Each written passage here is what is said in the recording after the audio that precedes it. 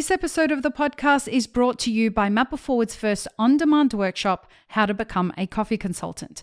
Available now online for you to learn at your own pace with a certificate available upon completion. Click the link in the show notes to access today for just €50. Welcome to the Daily Coffee Pro by Mapper Forward, friends. I'm your host, Lee Safar, and this is the first of another new 5-part series. And we are joined today by somebody who this is a podcast series that has been like 5 or 6 years in the making, right, Aaron? That's right. Yeah. Our guest today is Aaron Atkinson. Aaron, this has been a wild ride that you and I have taken to get here. Yes. And we are going to kind of unpack that in a second. Before we do, I do have a question for you that we are starting to ask all new guests, just so that people can kind of get their heads around and judge you right from the first second that they meet you. Tell us, what's your coffee of choice? So for me, I guess my coffee of choice, I'm very intentional in how I actually drink the coffee. So Okay. this is like the vessel that I'm drinking in. So for me, I tend to prefer actually drinking from pretty small cups. In the shop that I'm working at, it's funny. We have a range of like baristas will bring in, just the cups get smaller and smaller and smaller. So it's funny, you'll see somebody like drinking out of something that could probably hold maybe 15 grams of Wow. coffee. So it started out as like, we all noticed that we were just kind of drinking out of pretty small, like maybe 3-ounce cups. Just because when you're drinking the coffee, it cools down pretty quickly, the smaller amount you have. So I guess for me, the vessel is just as important what I'm drinking. Okay. But I personally like to try and have something different every day. So at the company that I work with, Blendin Coffee Club, we do source our own coffee. We source a lot of different coffee, different ranges of coffee, everything from different processing methods to different origins. So it's not uncommon that I could probably go a week or two without having tried like the same coffee Oh, wow. 2 days in a row. Okay. So it's a pretty unique experience, I think.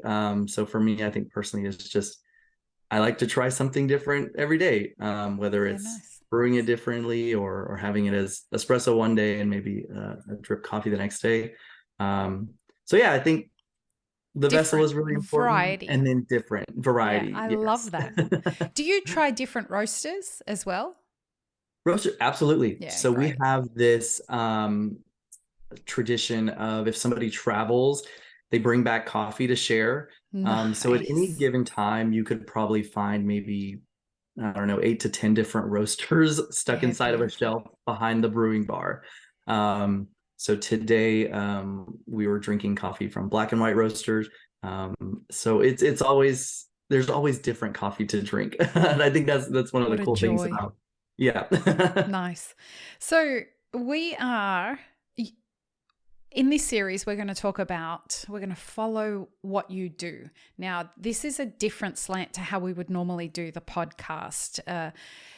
And it's intentional. I really want to bring on people who are employees in the industry so that we can start to really get a perspective in the voice of our workforce, in the voice of the people who are handling the supply chain, rather than just those that are making decisions and running businesses and working in associations and things like that.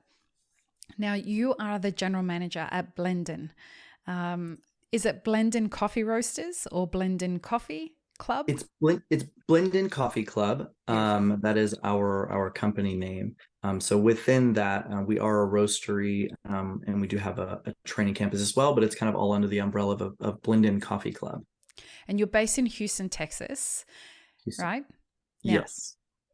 just to clarify, folks, Blendin is not sponsoring the podcast. This is not anything like that. There's a story behind how Aaron and I met. Go ahead and tell it, Aaron. Yeah, so I guess like Lee said, it's probably been over 5 years now, 5 or 6 years. I got this kind of was driven to, hey, maybe I could step into the coffee industry and whether it's start a business, very naive of me, but whether it's to start a business or just find some way to work in coffee. Mm. And it just kind of grew from there. It was first, I just had reached out, I think, to Lee and said, "Hey, what is this about?" Lee was fortunate. She took some time and talked with me about, like, what do you really want to do, and what experience you have, and which was basically none in the specialty coffee industry. What were you doing before? So before, I was doing food service management, That's right. for a university dining. So still in the hospitality and food and beverage industry, but in terms of specialty coffee, was very, very new and a novice. And really, it was just kind of a hobby for me. I Mm. was brewing coffee. I went down the rabbit hole of purchasing different drippers and different, ways to brew coffee, everything, that one goes down that rabbit hole whenever they're starting in coffee. But it kind of grew to finally, I applied for a job at Blendin Coffee Club, and have been with the company since, and just kind of grown through that, and new opportunities and things have come up along the way in terms of my own personal development and education. And so now I'm a general manager for the company. But yeah, it was a very humble beginning, for sure. Yeah. Oh, yeah. And it was, from my perspective, to watch you grow into your passion and to take some calculated risks, but really very intentional about wanting to be in coffee, knowing where you wanted to go, and just trying different things, applying the experience that you had from before. It was a real beautiful thing to watch, and kind of like always watching you from afar to make sure that, like, if you needed anyone to kind of grab you by the scruff of your neck and say, "What are you doing?" Excuse me. I was always there watching. But now you've arrived at a position where you're overseeing a team and you're overseeing the rapid growth of a business, and you really are like the right-hand person of a business owner.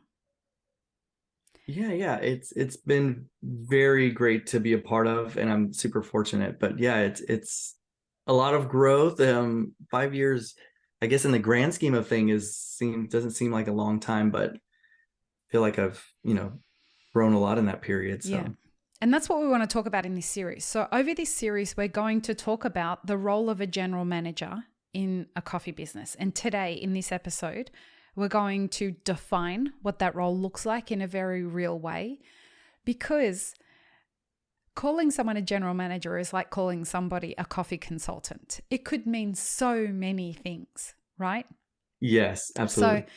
So in this episode, we're going to kind of define what general manager means for you and in the business that you work in. And then we're going to start unpacking in future episodes some of the challenges and some of the unique experiences that the general manager has to oversee in their day-to-day experiences. So Aaron, tell us, what in your role as a general manager, what does that look like? What do you do? Yeah, so for me, this experience is going to be different for a lot of people depending on the size of the company. Mm-hmm. So with Blendin Coffee Club, just kind of my experience, we were a startup, small company, still small, but that kind of, as you grow, your role kind of changes and grows with the company. But for me, a lot of it is day-to-day operations. So what that looks like is, making sure that inventory and ordering is done so that the cafe can operate just from day to day. Mm-hmm. So along with that goes with working with different vendors. So getting the items that you need to operate the shop. So these are kind of all the logistics that you have to work with when you're, just running a coffee shop. So you have kind of that aspect of it. You also have some costing, and there's some finance that goes with that. Mm-hmm. So, whether it's making sure that you're pricing your items correctly and kind of changing with the market and changing with inflation, for example. So these are some of the things that you handle as a general manager. Also super important, staff and hiring. So onboarding and doing the interviewing and getting people a part of the team. And then that kind of moves into the next thing where now you have somebody on board and then you're doing some training. So within the company, we do have people that do training. I still handle some of that training as well. So, you have the staff portion of it. Retention is a big part.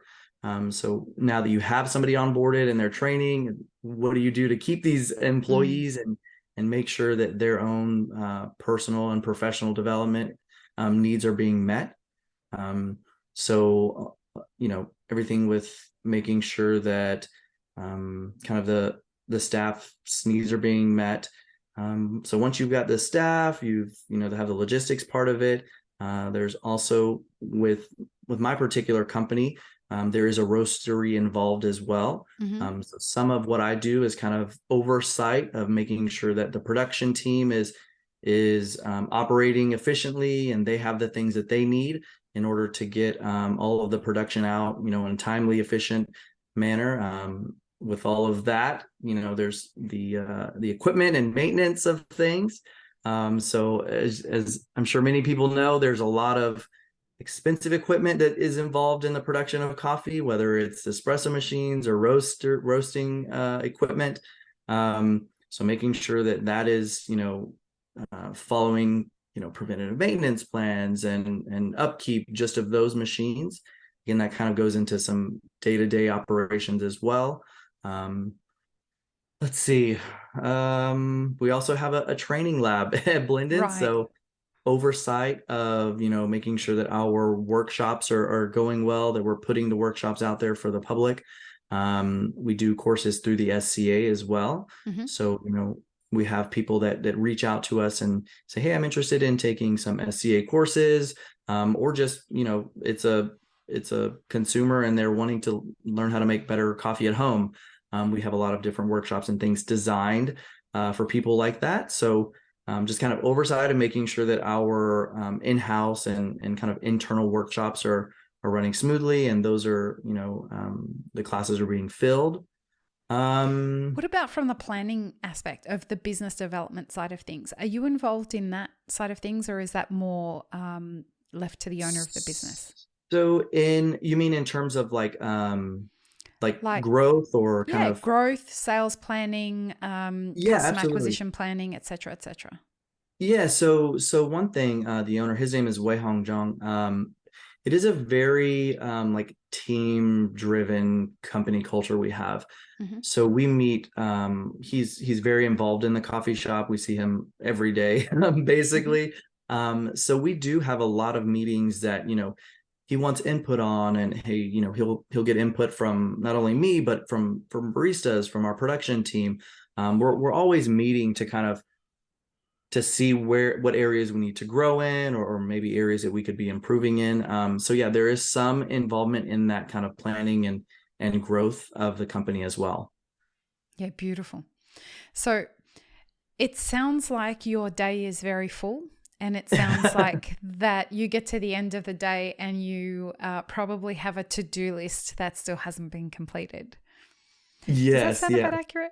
Yeah, I'd say that's pretty accurate. Lots of Post-it notes involved. You'll think of something and let me write that down, make sure I don't forget it. But it is I'm not going to say it's overwhelming or anything, but you do kind of have to learn how to manage your time and manage all of the different tasks that are involved in running a coffee shop and roastery and training lab. But that's when I think it's really kind of important that, you have those systems in place so that you can make sure you're being successful day to day. And so you have, just kind of good systems to fall back onto. So that, yeah. So when you have a role like that, there are obviously challenges that come with it. And I think that the biggest challenge that a general manager has is managing people. And a flow-on effect of that is, how do you retain staff? We recently had Siobhan Bromley on the podcast, who is a HR consultant in the coffee industry. And staff retention is one of those things that if you nail it and do it really, really well, it solves a substantial amount of the problems that you have in your business. So in the next episode, folks, join us because Aaron is going to help us understand how he approaches staff retention challenges as a general manager. So stay tuned for that. Peace, love, and peanut butter, everyone. Have an amazing rest of your day. Thanks for tuning in, friends. There are 2 ways you can support this podcast. Firstly, become a paid member of our YouTube channel. Secondly, you can join our Patreon for as little as $3 a month. Don't forget to subscribe and like this video before you leave, and check the show notes for more information. Now, this is what you should check out next.